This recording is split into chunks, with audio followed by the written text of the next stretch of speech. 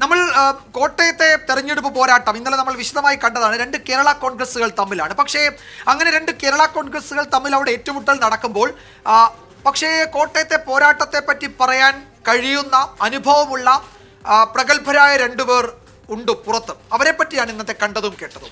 എന്നാലും വിജയത്തിന്റെ വഴിയിൽ മാത്രമല്ല അവരുടെ പല ജീവിത വഴിയിലൊക്കെ വല്ലാത്ത സാമ്യതകളുണ്ട്. ആരാണ് രണ്ടുപേർ? കോട്ടയത്ത് ആരോട് ചോദിച്ചാലും പറയും ആ ചരിത്ര പോരാട്ടങ്ങളെക്കുറിച്ച്. അത്രത്തോളം കോട്ടയക്കാർക്ക് പ്രിയപ്പെട്ടവരായിരുന്നു ആ രണ്ട് നേതാക്കളും. അതെ, സുരേഷ് കുറുപ്പും രമേശ് ചെന്നിത്തലയും.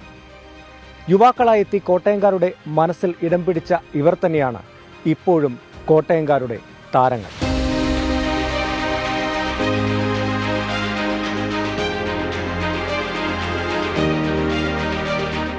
കഥ തുടങ്ങുന്നത് 1984-ലാണ്. മൂന്നാം വിജയത്തിനായി സ്കറിയ തോമസ് ഇറങ്ങുമ്പോൾ അനുകൂല ഘടകങ്ങൾ ഒരുപാടുണ്ടായിരുന്നു. ഇന്ദിരാ തരംഗത്തിൽ എല്ലാം എളുപ്പമെന്ന് കരുതി. എന്നാൽ ആ വിജയത്തിന് തടയിടാൻ LDF സുരേഷ് കുറുപ്പ് എന്ന SFI നേതാവിനെ രംഗത്തിറക്കുമ്പോൾ ഒരട്ടിമറിയും ആരും പ്രതീക്ഷിച്ചില്ല. അന്നേ വരെ കേരളം കണ്ടിട്ടില്ലാത്ത പ്രചാരണ തന്ത്രങ്ങൾ പുറത്തിറക്കിയപ്പോൾ സുരേഷ് കുറുപ്പ് എന്ന യുവ നേതാവ് കോട്ടയത്ത് പുതിയ ചരിത്രം രചിച്ചു. കേരളത്തിന്റെ എല്ലാ ഭാഗത്തു നിന്നും വിദ്യാർത്ഥികൾ SFI പ്രവർത്തകർ അവര് കോട്ടയത്ത് വന്ന് തെരഞ്ഞെടുപ്പ് പ്രവർത്തനത്തിൽ ഏർപ്പെട്ടു. CP ജോണും ശ്രീ തോമസ് ഐസക്കുമായിരുന്നു അന്ന് അതിന്റെ ആ SFI പ്രവർത്തനത്തെ ആസൂത്രണം ചെയ്തു. UDF കോട്ടയായ കോട്ടയം തിരിച്ചുപിടിക്കാൻ കോൺഗ്രസ് ഇറക്കിയത് ഹരിപ്പാട്ടെ യുവ MLA. അതെ, സാക്ഷാൽ രമേശ് ചെന്നിത്തല. കോട്ടയംകാരനല്ലെങ്കിലും ജനമനസ്സിൽ ചെന്നിത്തല വളരെ വേഗം ഇടം കണ്ടെത്തി.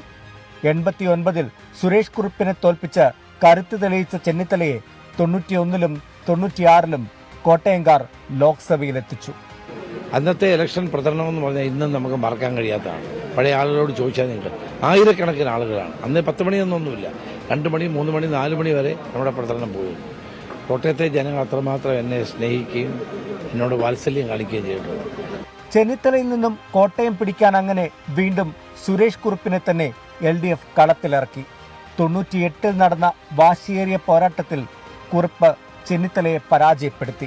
പിന്നീട് 99-ലും 2004-ലും കോട്ടയത്തിന്റെ പ്രിയങ്കരനായി സുരേഷ് കുറുപ്പ്. നേർക്കുനേർ പോരാടി വിജയപരാജയങ്ങൾ ഉണ്ടായിട്ടുണ്ടെങ്കിലും ഇപ്പോഴും ബഹുമാനം മാത്രമാണ് ഇരുവർക്കും ഉള്ളത്. ഈ മത്സരങ്ങളെല്ലാം രാഷ്ട്രീയമായിരുന്നു. വ്യക്തിപരമായ അധിക്ഷേപങ്ങളോ മാന്യമല്ലാത്ത പദപ്രയോഗങ്ങളോ ഒന്നും ഈ തെരഞ്ഞെടുപ്പുകളിൽ ഉണ്ടായിട്ടില്ല. ഞങ്ങൾ തമ്മിൽ നല്ല വ്യക്തിബന്ധമാണ് ഇപ്പോഴും, അതിനകത്ത് കുഴപ്പമൊന്നുമില്ല. പക്ഷെ രാഷ്ട്രീയമായ പോരാട്ടം ഉണ്ടായി. അന്ന് ഞാൻ ജയിച്ചത് 50,000 വോട്ടിനാണ്, പിന്നെ 60,000 വോട്ടിന്, പിന്നെ 69,000 വോട്ടിന് 3 തവണ. അത് കഴിഞ്ഞ് വന്ന ഇലക്ഷനിൽ ഒന്നാമത് ഞങ്ങളുടെ പാർട്ടിയിലെ പ്രശ്നങ്ങൾ, പിന്നെ എല്ലാവരും അമിതമായ ആത്മവിശ്വാസം, അങ്ങനെയാണ് 5,000 വോട്ടിന് തോന്നുന്നത്. അങ്ങനെ 4 തവണ സുരേഷ് കുറുപ്പിനെയും 3 തവണ രമേശ് ചെന്നിത്തലയും കോട്ടയംകാർ തെരഞ്ഞെടുത്ത് ലോക്സഭയിലേക്ക് അയച്ചു. ലോക്സഭാ തെരഞ്ഞെടുപ്പിന് ശേഷം നിയമസഭയിലും സുരേഷ് കുറുപ്പ് മത്സരിച്ചു വിജയിച്ചു. പക്ഷേ രാഷ്ട്രീയത്തിലെ പടികൾ കയറാൻ സുരേഷ് കുറുപ്പ് തയ്യാറായില്ല. ചെന്നിത്തലയാകട്ടെ മന്ത്രിയായും പ്രതിപക്ഷ നേതാവായും തിളങ്ങി. എന്തായാലും ഒരിക്കൽ കൂടി ഇവർ കോട്ടയത്ത് നേർക്കുനേർ ഏറ്റുമുട്ടിയാൽ കോട്ടയത്തുകാർക്ക് ഒരാളെ തെരഞ്ഞെടുക്കുക പ്രയാസമാകും. കാരണം അത്രമേൽ പ്രിയപ്പെട്ടവരാണ് രമേശ് ചെന്നിത്തലയും സുരേഷ് കുറുപ്പും. കോട്ടയത്ത് നിന്ന് ഷിബിൻ ബഷീറിനൊപ്പം ടോബി ജോൺസൺ, 24.